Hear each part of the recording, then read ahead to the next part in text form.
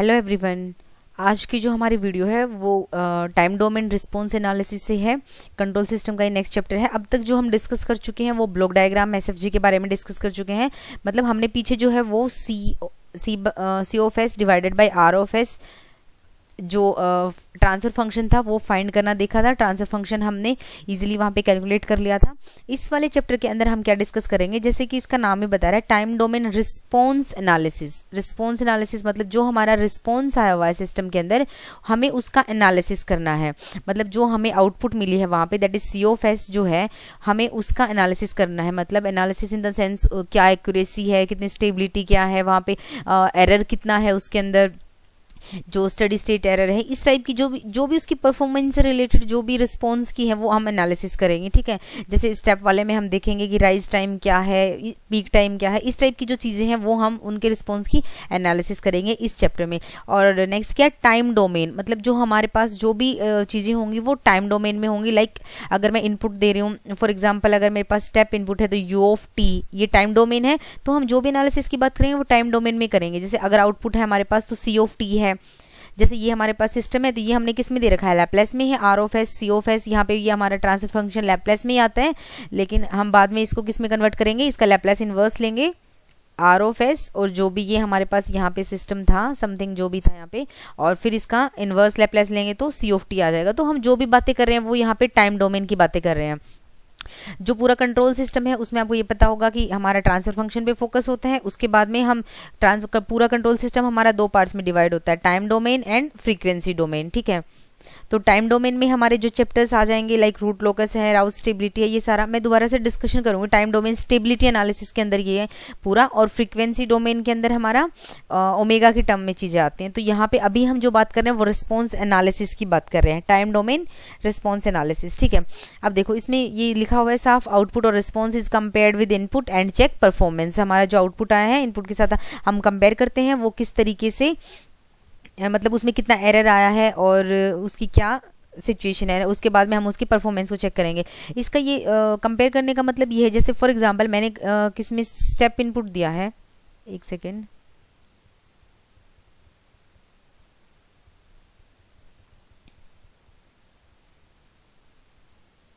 अगर हमने यहाँ पे स्टेप ये है मेरे पास एक फॉर एग्जांपल एक ग्राफ है, यहाँ पे हमने इनपुट जो है वो स्टेप इनपुट दी है। आउटपुट इनपुट का कंपैरिजन का क्या मतलब, ये हमारे पास इनपुट था यहाँ पे, ठीक है। अब फॉर एग्जांपल इसका जो आउटपुट है वो इस तरीके से इसको फॉलो करते हुए और यहाँ पे जाके ये इतना यहाँ सेट हो गया। आगे हम अलग से देखेंगे फर्स्ट ऑर्डर में स्टेप इनपुट को जब देंगे। अभी सिर्फ मैं आपको बता रही हूँ कि कंपेयर का क्या मतलब है।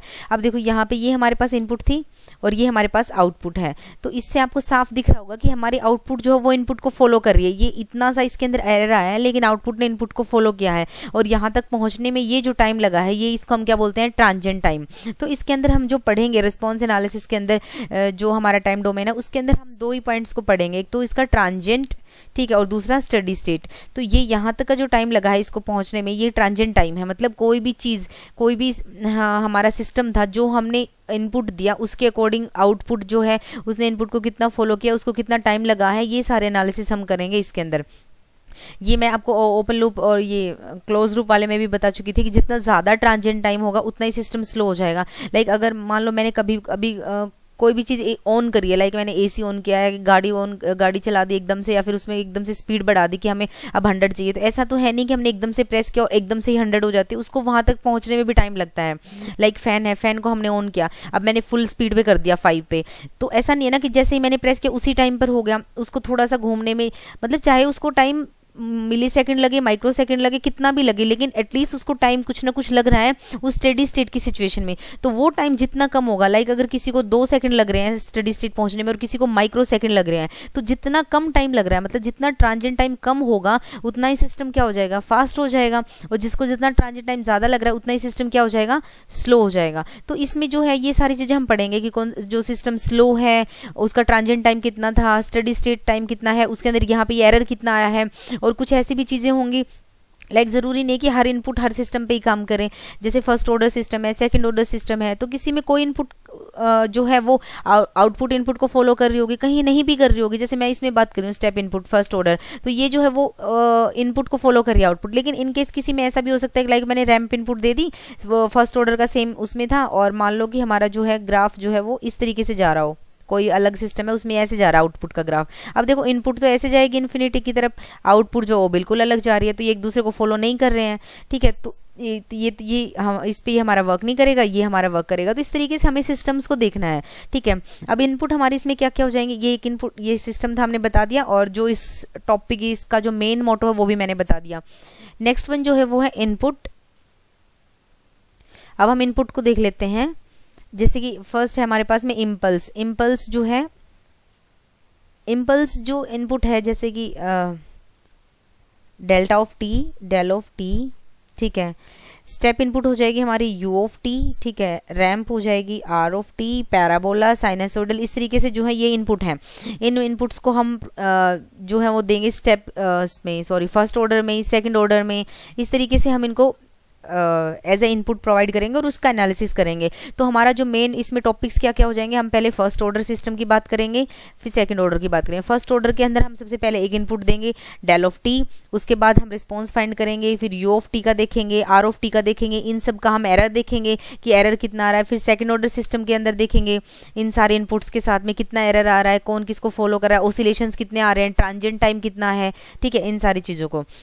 अब देखो जो इम्पल्स है, इम्पल्स जो हम रिस्पॉन्स फाइंड करते हैं, इम्पल्स रिस्पॉन्स हम क्यों फाइंड करते हैं, सबसे पहला पॉइंट तो जो इम्पल्स रिस्पॉन्स है, अगर हमें किसी के अंदर ट्रांजिएंट्स को पता करना है, मतलब ट्रांजिएंट जो बिहेवियर है अगर हमें उसको देखना है, तो हम क्या करेंगे, हमें उसका इम्पल्स रिस्पॉन्स फाइंड करेंगे, क्योंकि ट्रांजिएंट बिहेवियर इम्पल्स रिस्पॉन्स ही उसका बताता है। एक पॉइंट तो हम इसको इम्पल्स रिस्पॉन्स का हम क्या यूज़ करते हैं ये है, ठीक है। सेकेंड क्या है, ये हमें स्टेबिलिटी डिटरमाइन करने के लिए भी यूज करते हैं, क्योंकि इम्पल्स क्या एक तरीके से हम इसको बोल सकते हैं कि शॉक, एकदम से अचानक इंस्टेंटली कोई चीज एकदम से बहुत ज्यादा होना, ठीक है। तो एक तरीके से आप बोल सकते हो कि ये शॉक इनपुट होगी एक तरीके से उसके लिए एकदम से, ठीक है। और जो स्टेबिलिटी है, स्टेबिलिटी का एक तरीके से हमें क्या मतलब है कि उस शॉक को एब्जॉर्ब करने की उसकी एबिलिटी कितनी है, ठीक है, ये आपका हो जाएगा स्टेबिलिटी का मतलब। तो जो इम्पल्स रिस्पॉन्स है, मैंने पहला क्या बताया आपको, इम्पल्स रिस्पॉन्स हम क्यों यूज करते हैं, किस चीज के लिए, ट्रांजिएंट्स जो हैं उनके बिहेवियर को पता लगाता है इम्पल्स रिस्पॉन्स, ठीक है। जो ये हमारे यहाँ ये वाला जो टाइम पीरियड था, जो ट्रांजिएंट्स थे यहाँ स्टेबल होने तक, उसका जो बिहेवियर है उसको ये बताता है इम्पल्स रिस्पॉन्स। इसका क्या मतलब है, हम इम्पल्स का रिस्पॉन्स फाइंड करेंगे। इम्पल्स रिस्पॉन्स कैसे फाइंड करेंगे, जब हम इनपुट को क्या देंगे, del of T, del of T देंगे। जैसे ये सी ऑफ एस था, तो सी ऑफ एस जो भी हमारा आता है, यहाँ पे हमारे पास सी बाई आर कुछ ट्रांसफर फंक्शन था, आर ऑफ एस से मल्टीप्लाई करेंगे, तो आर ऑफ एस यहाँ पे क्या हो जाएगा, डेल ऑफ टी, या फिर कोई भी कांस्टेंट फॉर एग्जांपल ए है, तो उससे हमें सी ऑफ एस, इसका जो सी ऑफ टी था वो पता चल जाएगा। उस इम्पल्स रिस्पॉन्स का हम देखेंगे कि वो जो सी ऑफ टी निकल के आया है वो स्टेबल है नहीं है। अब ये कैसे पता चलेंगे, अगर इम्पल्स रिस्पॉन्स जो है वो इंटीग्रेबल है या नहीं। अगर वो इंटीग्रेबल है, मतलब डी ऑफ टी और integrable 0 to infinity less than infinity है, अगर उसकी इंटीग्रेशन जो है वो लेस देन इन्फिनिटी है, तो सिस्टम क्या हो जाएगा हमारा, स्टेबल। और अगर नहीं है तो सिस्टम हो जाएगा अनस्टेबल। तो पहला पॉइंट तो ये पता चल गया, इम्पल्स रिस्पॉन्स हम किसी सिस्टम में क्यों यूज करते हैं, स्टेबिलिटी को डिफाइन करने के लिए। और स्टेबिलिटी डायरेक्ट कैसे निकालेंगे हम, इंटीग्रेशन से। इंटीग्रेशन है या नहीं है, ये वाली जो चीज़ है उसकी स्टेबिलिटी को बताएगा। मतलब अगर ट्रांजेंट्स जो हैं अगर वो डाई आउट हो रहे हैं, जैसे कि मान लो यहाँ से था e⁻t है अगर ये, तो इस तरीके से ट्रांजेंट्स जो बिहेवियर था वो डाई आउट हो रहे हैं यहाँ पे, तो यहाँ पे जाके वो स्टेबल हो जाएगा। ऐसा है तो सिस्टम स्टेबल है। लेकिन अगर मान लो आपका जो इम्पल्स रिस्पॉन्स है, जो उसका ग्राफ है वो आपका इस तरीके से आ रहा है, ठीक है, तो ये तो ट्रांजिट्स डाई आउट नहीं होंगे इसके अंदर, तो ये तो एक्सटेंड ही करते रहेंगे, तो सिस्टम स्टेबल नहीं है, क्योंकि इसकी वैल्यू वैसे भी इंटीग्रेबल ये नहीं है, आपको दिख रहा होगा। और अगर आपका ग्राफ इस तरीके से आ रहा है तो ये आपका इंटीग्रेबल है, आपको दिख रहा है, क्योंकि हम इसके अंडर का एरिया निकाल पा रहे हैं। तो ये क्या हो जाएगा, सिस्टम स्टेबल है। तो इम्पल्स रिस्पॉन्स का आई थिंक आपको पता चल गया। तो इस तरीके से ये सारे जो है इनपुट्स हैं, इनको एक एक करके हम अलग वीडियो में देखेंगे कि फर्स्ट ऑर्डर के लिए अगर हमने इम्पल्स रिस्पॉन्स दिया तो क्या आउटपुट आ रही है, उसका ग्राफ क्या आ रहा है, इन सारी चीजों को देखेंगे, ठीक है। अब जैसे कि मान लो स्टेप इनपुट है, हम कांस्टेंट इनपुट कहाँ पे देंगे, जो ये कांस्टेंट इनपुट ज्यादातर यूज होती है जो हम डोमेस्टिक पर्पज के लिए यूज करते हैं। लाइक अगर जैसे डिश एंटीना है, डिश एंटीना वही उसकी पोजीशन जो है वो फिक्स है। अब फिक्स पोजीशन पे हम यहाँ पे टाइम के साथ में ये देखो इनपुट वेरी नहीं कर रही है, तो ये स्टेप इनपुट जो है वो डिश एंटीना है, वहां पे हम यूज करेंगे।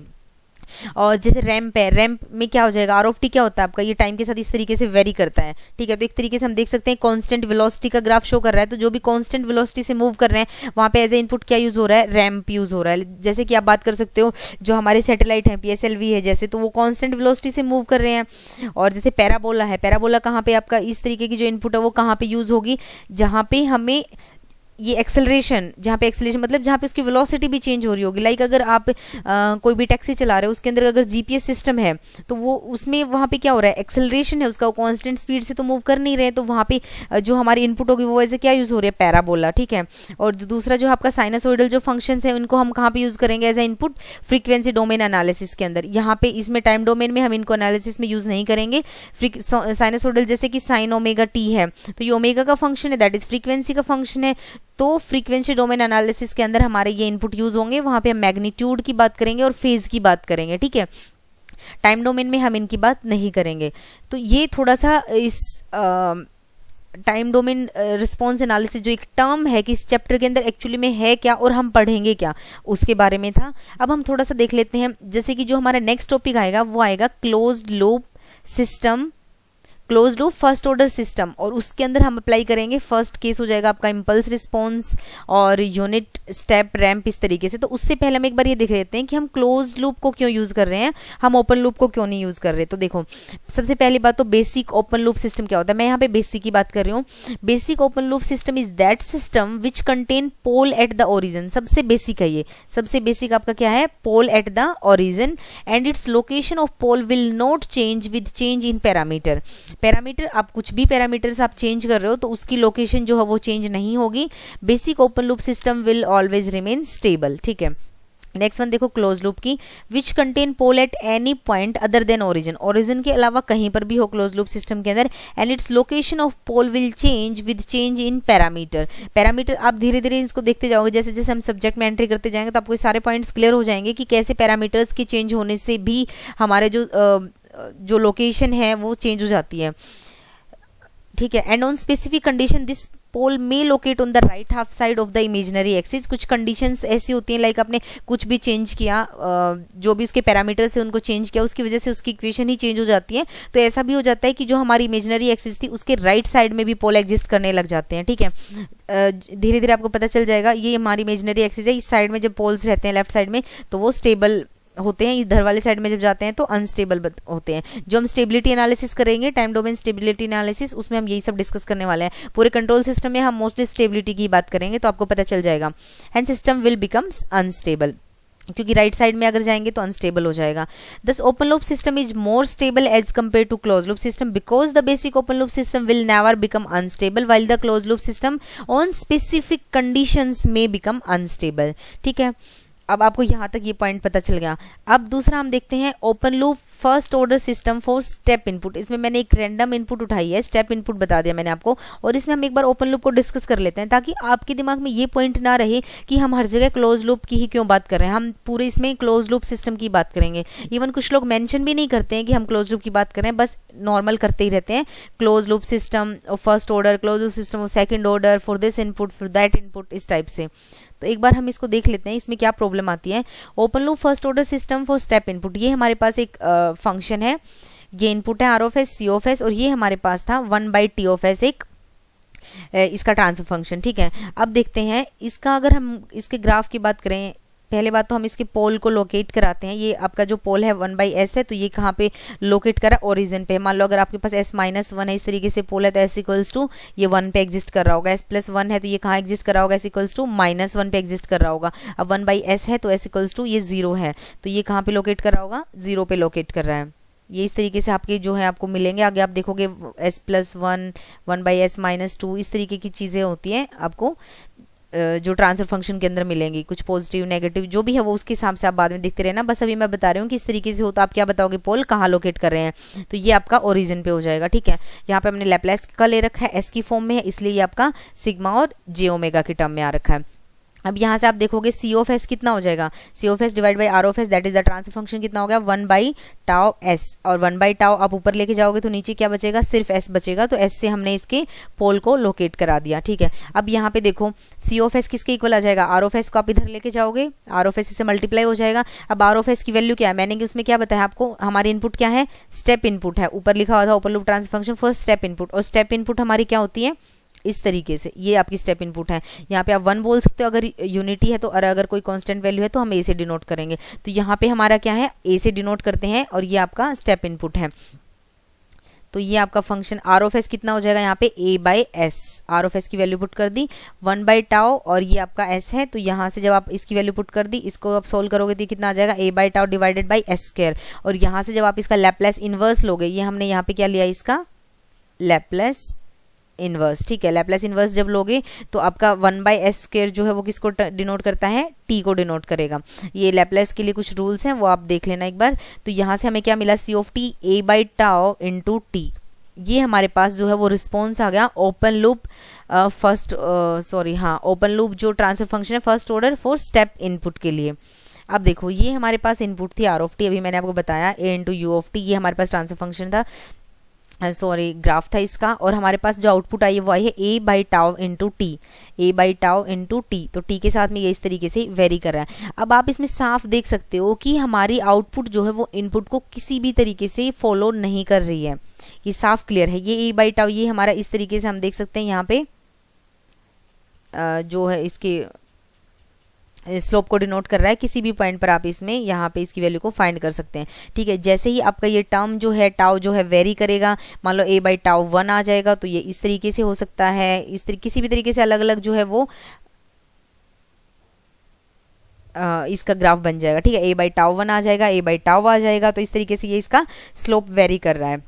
तो यहाँ से आप देख सकते हो कि इनपुट आउटपुट को किसी भी तरीके से फॉलो नहीं कर रही है।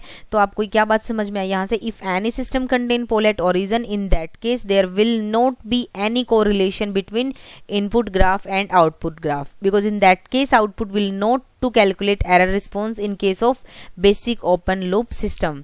ठीक है, तो ये आपका ये थोड़ा सा डिलीट हो गया था, output will not followed it's input, so it is not possible to calculate error response in case of basic open loop system. ठीक है, तो ये हमने बेसिक ओपन लूप सिस्टम, इसमें हम इसको जो है वो कैलकुलेट नहीं कर सकते। So this is all about this video. Next video में हम डिस्कस करेंगे closed loop first order system for impulse response and धीरे धीरे स्टेप रिस्पॉन्स, और इन सब का एरर जो है उसको फाइंड करेंगे। आई होप आपको इसका बेसिक पॉइंट जो है वो क्लियर हो गया होगा। अगर आपको वीडियो यूजफुल लगी है तो प्लीज़ आप लाइक करें और अपने फ्रेंड्स के साथ शेयर करें इसको। Thank you.